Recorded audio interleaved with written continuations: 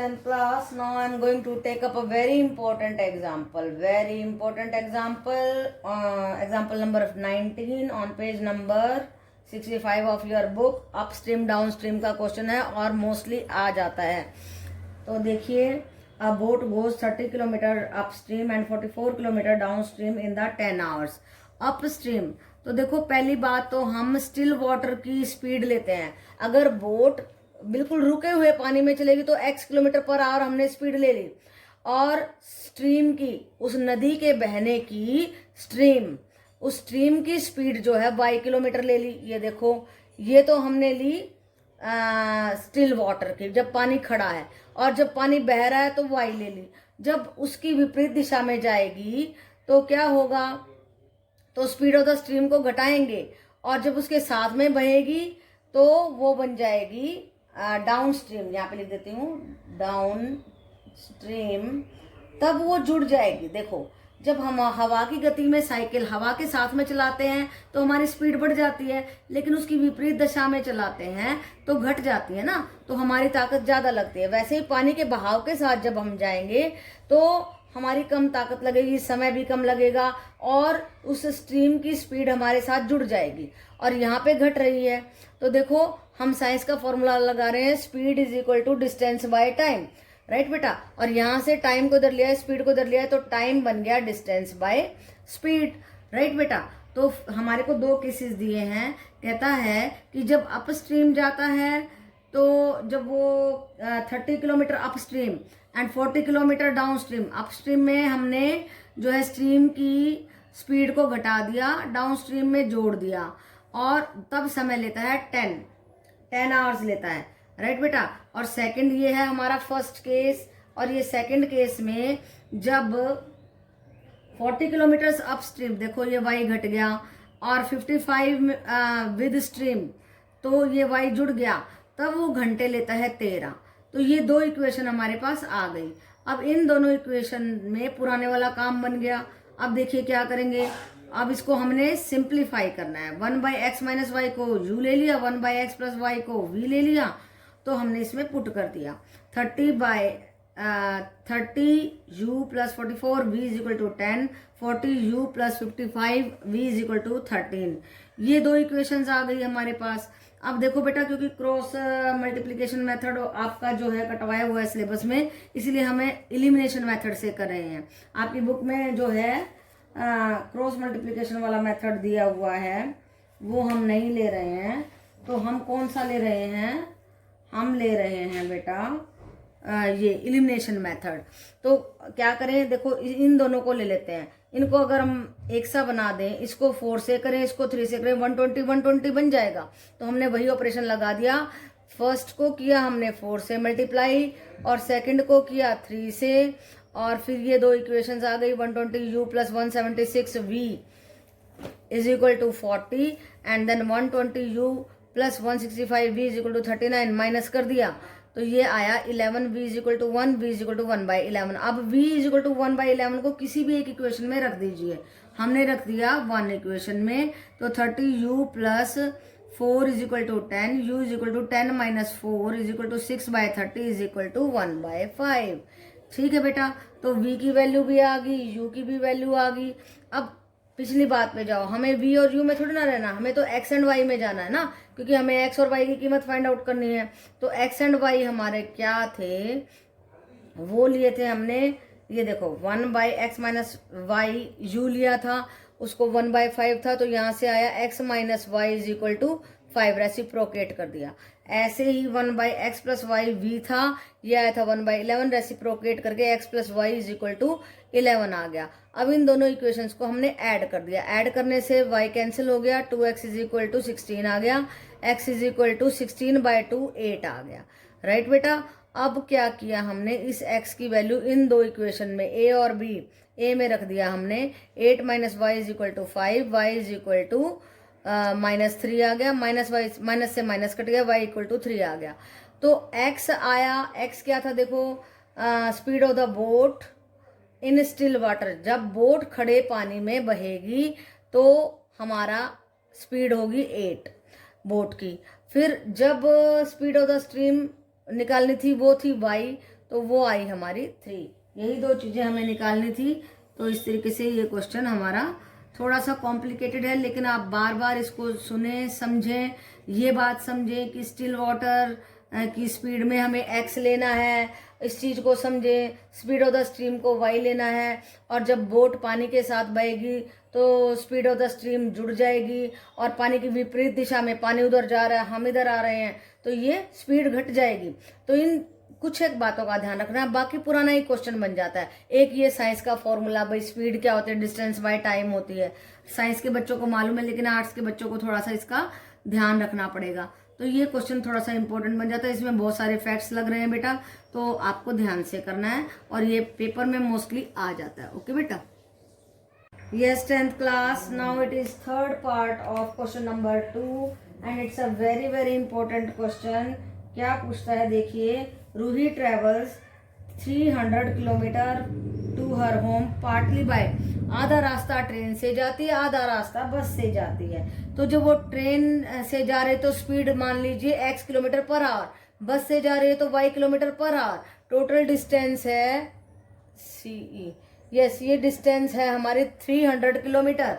तो जब रूही ट्रेन से जा रही है तो देखो फॉर्मूला लगाना है, तो वो क्या टाइम ले रही है, तो देखो तो क्या टाइम ले रही है, D/S, डिस्टेंस उसने 60 किलोमीटर पार की, और टाइम और उसकी स्पीड है जो है x। और जब वो बस से जा रही है तो बची हुई डिस्टेंस 300 में से 60 घटाएंगे तो रह जाएगी 240/y, और ये दोनों ट्रेन की और बस की मिला करके 4 घंटे में वो कंप्लीट करती है। ये था हमारा फर्स्ट केस। सेकंड केस में वो 100 डिस्टेंस ट्रेन से कर रही है, 100/x है स्पीड, तो इतना टाइम लेगी। फिर 100 अगर 300 में से घटा दिया जाए बाय y, इन दोनों टाइम को मिला करके 10 मिनट एक्स्ट्रा ले रही है। अब ये है एक प्रॉब्लम, इसको समझो जरा कैसे, इधर आ जाइए। तो ये देखो 1 घंटे में कितने मिनट होते हैं, 60 मिनट्स, 4 घंटे में कितने हुए, 240 मिनट्स, और 10 मिनट एक्स्ट्रा लिए तो उसने कितना टाइम लिया, 250 मिनट्स। और क्योंकि मिनट्स के आर बनाने इसलिए 250/60 कर दिया, इसलिए आया 250/60 आर। तो एक इक्वेशन हमारी ये बनी, एक ये बनी। अब इसको सिंप्लीफाई करेंगे, 1/x को p लिया, 1/y को q लिया, और फिर देखो हमारी इक्वेशंस मॉडिफाई होकर के आ गई हैं। 60p 240q is equal to 4 and 100p plus 200q, ये माइनस मत समझ लेना, 200q is equal to, cut कर दीजिए 25/6। तो ये दो इक्वेशंस आ गई। अब इनको सिंप्लीफाई और भी करना है p एंड q के लिए। तो हमने क्या किया, इसको तो कर दिया 5 से मल्टीप्लाई, इसको 3 से मल्टीप्लाई किया, और करने से ये दो इक्वेशंस आएंगी। जब इनको सब्ट्रैक्ट करेंगे तो 600q इज इक्वल टू 15/2, और q की वैल्यू कट करने के बाद 1/80 आ जाएगी। अब इस q की वैल्यू 1/80 को हमने 3 में पुट कर दिया। 60p plus 240 into 1/80 is equal to 4, और ये कट के आया 3, ये 3 उधर जा करके 4 में से माइनस होके रह गया 1। 60p is equal to 1p आ गया 1/60। अब देखिए दोबारा से हम x और y में जा रहे हैं। p था 1/x is equal to 1/80, reciprocate कर दीजिए, x इज इक्वल टू 80 आ गया। q is equal to 1/y is equal to 1/60, और रेसिप्रोकेट करके हमारे पास y आएगा, ये गलती से लिखा गया, y is equal to 60 kilometre per hour आएगा। तो देखो स्पीड ऑफ द ट्रेन आई 60 किलोमीटर पर आवर, और स्पीड ऑफ द बस आई स्पीड ऑफ द ट्रेन आई 80 किलोमीटर पर आवर, और स्पीड ऑफ द बस आई y kilometre per hour. Okay बेटा। Yes 10th class. Now it is a question part 2 of question number 2। बहुत ध्यान से करना है बेटा, ये थोड़ा सा कॉम्प्लिकेटेड आपको लग सकता है, लेकिन घबराने की कोई बात नहीं है, ज़्यादा मुश्किल नहीं है। मैं बड़े आराम से प्यार से समझाऊंगी, इसको बड़े ध्यान से समझना आपने। 2 women and 5 men can together finish an embroidery work in 4 days। कहता है 2 आदमी और 5 औरतें मिलके एक काम को 4 दिन में करती हैं। while 3 women and 6 men can finish it in 3 days, find the time taken by 1 woman alone to find alone to finish the work. कहता है एक औरत कितने दिन में काम करेगी और finish the work and also time taken by one man alone, और वन मैन जो है कितने दिन में काम करेगा। तो देखो बेटा, पहली बात तो हम क्या करेंगे, एक one women finish the work in x days ले लिया, एक औरत का काम एक दिन का ले लिया, नहीं, एक औरत का कि वो कितने दिन में कर सकती है काम को कंप्लीट एक्स डेज में, तो उसका एक दिन का काम ले लिया, 1/x हो गया। देखो मान लो एक औरत ने 6 दिन में काम किया, 1 2 3 4 5 6, 6 दिन में काम किया, तो एक दिन में तो उसका 1/6 काम करेगी ना, तो वैसे ही 1/x एक दिन में काम करेगी, राइट बेटा। तो ऐसे ही आदमी 1/y एक दिन में काम करेगा। अब इधर देखो ध्यान से, 2 औरतें हैं इसलिए 1/x को 2 से मल्टीप्लाई किया, और 5 मैन हैं इसलिए 1/y को 5 से मल्टीप्लाई किया। इन दोनों ने मिलके 4 दिन में काम किया है और काम एक है। तो इससे हमारी इक्वेशन आई 8/x + 20/y = 1। फर्स्ट इक्वेशन ये आ गई। ऐसे ही ये था हमारा फर्स्ट केस था। और देखो अब हम करेंगे सेकंड केस, ध्यान से वैसे ही, क्योंकि एक दिन का काम एक औरत का है 1/x, 3 औरत का हो गया 3 × 1/x, एक दिन का काम एक आदमी का 1/y, तो 6 आदमी का हो गया 6 × 1/y, और इन दोनों ने मिलके 3 दिन में एक काम को कंप्लीट किया, राइट बेटा। तो यहाँ से इक्वेशन आई 9/x + 18/y = 1। ये 2 इक्वेशन आई। अब इनको हम ठीक करके x एंड y की वैल्यू निकालेंगे, राइट बेटा। तो x आ जाएंगे कि एक औरत कितने दिन में काम करेगी, और y आ जाएंगे कि एक आदमी कितने दिन में काम करेगा। अब देखिए हमने पुराना मेथड अप्लाई कर दिया, 1/x को ले लिया हमने p, 1/y को q, इक्वेशन दोनों की दोनों मॉडिफाई होकर के यहाँ पे आ गई हैं। 8p + 20q = 1, 9p + 18q = 1। 3 and 4th equation का नाम दे दिया हमने। अब ऑपरेशन लगाएंगे, देखो यहाँ पे भी 72 बन सकता है, यहाँ भी 72। कैसे, इसको करें हम 8 से, इसको करें 9 से, मैंने वही किया। थर्ड इक्वेशन को 9 से, फोर्थ इक्वेशन को 8 से मल्टीप्लाई किया, तो ये आ गई 2 equation. 72p + 180q = 9, 72p + 144q = 8, minus कर दिया, और यहाँ से q की वैल्यू आई 1/36, राइट बेटा।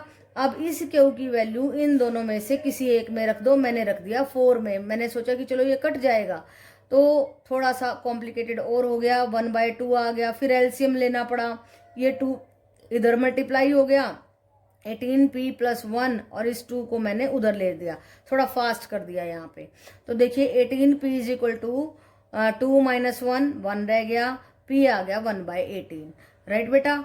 तो p आ गया 1/18, q आ गया 1/36, q था 1/y, 1/36, y आ गया 36, और p था 1/x = 1/18, तो x आ गया 18। तो एक औरत जो है x डेज में काम करी थी, यानी कि एक औरत 18 दिन में काम कंप्लीट करेगी, एंड एक मैन कितने दिन में काम कंप्लीट करेगा, वो 36 डेज में काम कंप्लीट करेगा। तो ये था हमारा क्वेश्चन, जो कि थोड़ा सा कॉम्प्लिकेटेड लग सकता है, लेकिन आप इसको बार बार करेंगे और समझ के करेंगे। पहली बात तो ये समझने की बात है कि हमें एक दिन का काम निकालना है एक औरत का, फिर एक आदमी का, फिर कितने औरत हैं कितने आदमी हैं उनसे मल्टीप्लाई करना है, फिर वो कितने दिन में कर रहे हैं, एक काम को कर रहे हैं। यहाँ पे एक ही रहेगा दोनों सिचुएशन में, तो सेम टू सेम वैसा ही करके पुराना वाला प्रोसेस लगाना है, तो फिर कुछ भी नहीं रह जाता है, राइट बेटा। Yes, 10th class, this is a question number 2 part first। क्या पूछा गया है, Ritu can row downstream 20 kilometres in 2 hours। 20 kilometres 2 घंटे में डाउन स्ट्रीम, पहले की तरह ही लेना है। स्टिल वाटर में x ले लिया, करंट का स्पीड y ले लिया। जब वो डाउन स्ट्रीम जाएगी तो जो उसकी स्ट्रीम का बहाव है वो जुड़ जाएगा, इसलिए हमने ये साइंस का फॉर्मूला देखो ये अप्लाई किया, डिस्टेंस = स्पीड × टाइम। तो ये है हमारा डिस्टेंस 20 किलोमीटर 2 घंटे में, और स्पीड है x + y। तो ये इक्वेशन आ गई हमारी। ये 2 को इधर काट दिया हमने, x + y = 10। सेकेंड केस में ऋतु अप स्ट्रीम जा रही है 2 घंटे में 4 किलोमीटर, राइट बेटा। तो ये x - y = 2 आ गया। 2 इक्वेशंस आ गई, इनको सॉल्व करेंगे। दोनों को हमने क्या कर दिया, ऐड कर दिया, ऑपरेशन लगा दिया, इक्वेशन 1 + इक्वेशन 2। y से y कैंसिल हो गया, एलिमिनेशन मेथड कर रहे हैं। 2x = 12, x = 6। अब इस x = 6 को हमने फर्स्ट में रख दिया। 6 + y = 10, y = 10 - 6 = 4। तो speed in the still water आई 6, स्पीड ऑफ द करंट आई 4, राइट बेटा। It was a very easy question.